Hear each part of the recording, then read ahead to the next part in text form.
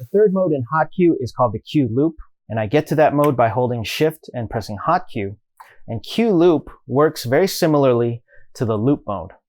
But what it does is it takes your hot Qs and it creates a loop point from that hot Q. So to better explain that, I'm going to actually go into the loop mode, which is to the right of the hot Q button. And loop mode on the DJ-202 can really be described as an auto loop mode. And what I mean by that is if you take a look at your software, you have these 8-bar configurations right here on the deck section.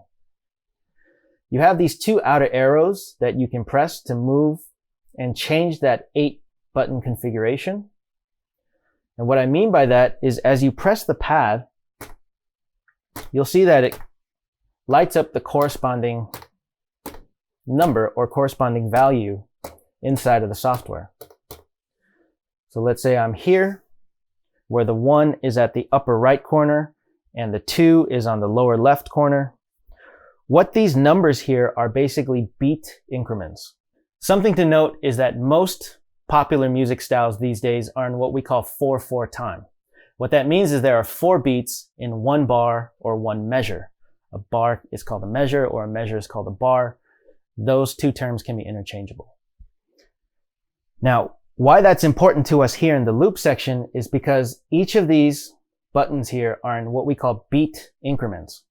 So if we want a 4-bar loop, because these are in beat increments and 4 beats equal 1 bar, this means that 16 beats is going to give us a 4-bar loop. So if I press this button here, now you'll know that the loop is activated because the track will be blue.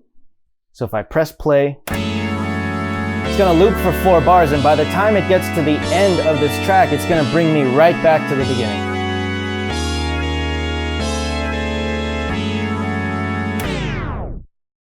And I can do that in any value. Let's say I just wanted a 1-beat loop.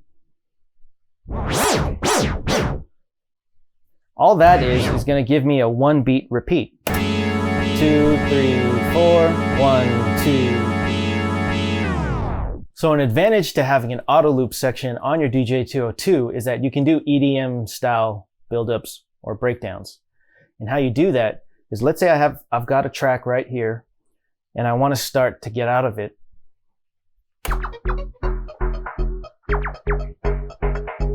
What I'm going to do is make a 1-bar auto loop.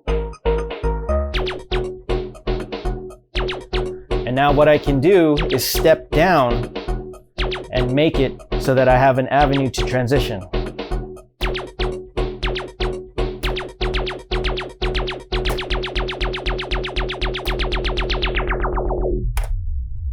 So that's really the benefit to the auto loop section, is that now you can create a loop from wherever you want. As you think about the place where you want to mix out of the track, you can simply just make a build up or make a breakdown from wherever you want and get out of the track.